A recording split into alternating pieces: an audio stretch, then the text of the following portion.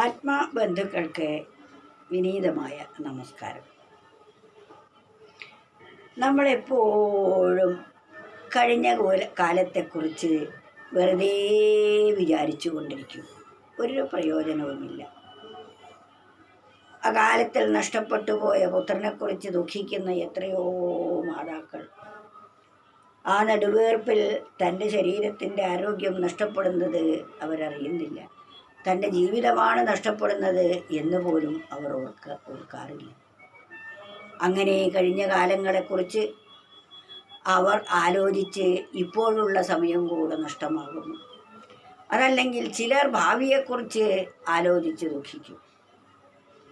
അങ്ങനെ കഴിഞ്ഞ കാലത്തെ ഓർമ്മകളും ഭാവിയെക്കുറിച്ചുള്ള ആഗ്രഹങ്ങളും കൊണ്ട് നമുക്കിപ്പോഴുള്ള സമയം നഷ്ടമാകുകയാണ് എന്ന പരമസത്യം പലരും വിസ്മരിക്കുന്നു. അതിനാൽ നാം എന്തു ചെയ്യണം? ഭാവിയെ ചിന്തിച്ചു ജന്മം വൃഥ പാഴ്ക്കിനാവാക്കൊല്ല നിങ്ങൾ. പൊയ്പോയ കാലവും ഭാവിയും കൈവിടാം ഉൾപ്പോ ഉറയ്ക്കട്ടെ എന്നുമെന്നും. നമ്മൾ ചെയ്യേണ്ടത് അതാണ്. ഇപ്പോൾ നമുക്ക് ഈ ഒരു സെക്കൻഡ് ഉണ്ടല്ലോ, ഇതിനെ ഏറ്റവും ഉത്കൃഷ്ടമായ നിലയിൽ ചെലവഴിക്കും. ഇപ്പോൾ നമുക്ക് ചെയ്യേണ്ടതായ സ്വധർമ്മങ്ങളുണ്ട്. ഈ നിമിഷത്തിൽ അതിൽ ശ്രദ്ധിക്കൂ, അത് ചെയ്യൂ. ഇപ്പോൾ ധ്യാനിക്കുകയാണെങ്കിൽ ധ്യാനിക്കൂ. ഇപ്പോൾ വായിക്കുകയാണെങ്കിൽ വായിക്കൂ. ഇപ്പോൾ ആഹാരം പാകം ചെയ്യുകയാണെങ്കിൽ അത് ചെയ്യൂ. ഇപ്പോൾ അടിച്ചു വാരുകയാണെങ്കിൽ അത് ചെയ്യൂ. ഇപ്പോൾ നാം എന്ത് ചെയ്യുന്നുവോ അതിൽ വ്യാപൃതമാവുക. എന്നാൽ നമ്മൾ ഇപ്പോൾ ചെയ്യുന്ന കാര്യത്തിൽ അല്ല നമ്മുടെ ശ്രദ്ധ.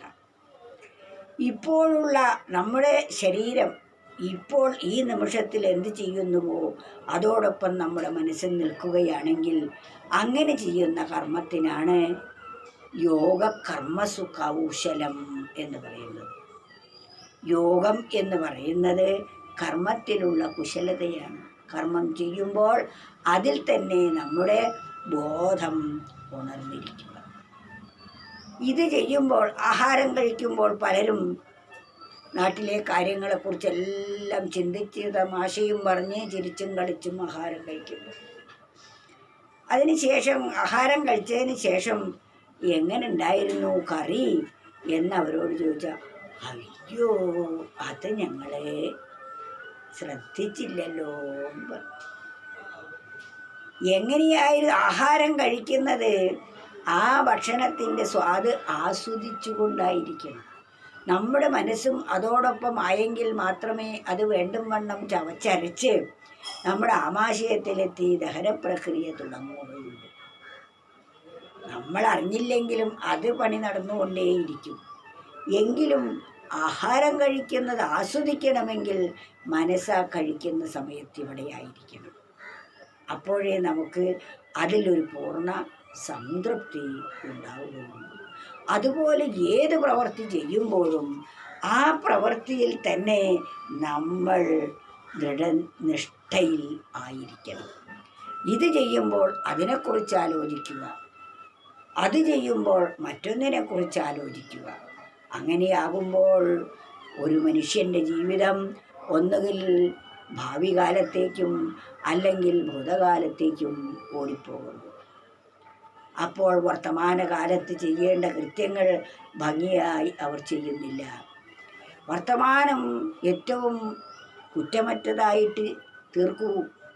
എന്നാൽ നമുക്ക് സന്തോഷം എപ്പോഴും നമ്മുടെ കൂടെയായിരിക്കും.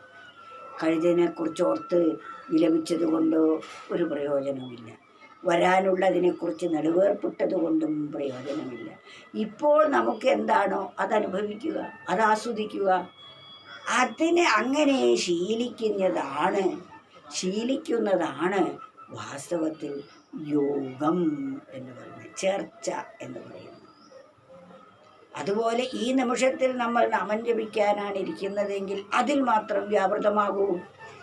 കർമ്മത്തിൽ അങ്ങനെ ശീലിച്ചാൽ മാത്രമേ ധ്യാനനിഷ്ഠരാകുമ്പോഴും അതിന് സാധിക്കുകയുള്ളൂ. അപ്രകാരം നമ്മുടെ ജീവിതത്തെ ആകപ്പാടെ ഒരു മാറ്റം വരുത്തിക്കൊണ്ടുള്ള ജീവിതം നയിക്കുന്നവർക്ക് മാത്രമേ യോഗപദവിയിലേക്ക് എത്തിച്ചേരാനും സാധിക്കുകയുള്ളൂ. ഭാവിയെ ചിന്തിച്ചു ജന്മം വൃഥാ പാഴ്ക്കിനാവാക്കൊല്ല നിങ്ങൾ. പൊയ്പോയ കാലവും ഭാവിയും കൈവിടാം ഉൾപ്പൂ കുറയ്ക്കട്ടെ എന്നുമെന്നും. പൊയ്പോയ കാലം, കഴിഞ്ഞു പോയ കാലം, വരാനുള്ള കാലം നമുക്ക് ഉപേക്ഷിച്ച് നാം ഇപ്പോഴുള്ള ആ സമയത്തെ നമ്മുടെ മനസ്സ് ആത്മോന്മുഖമായി തിരിയണം എന്നാണ്.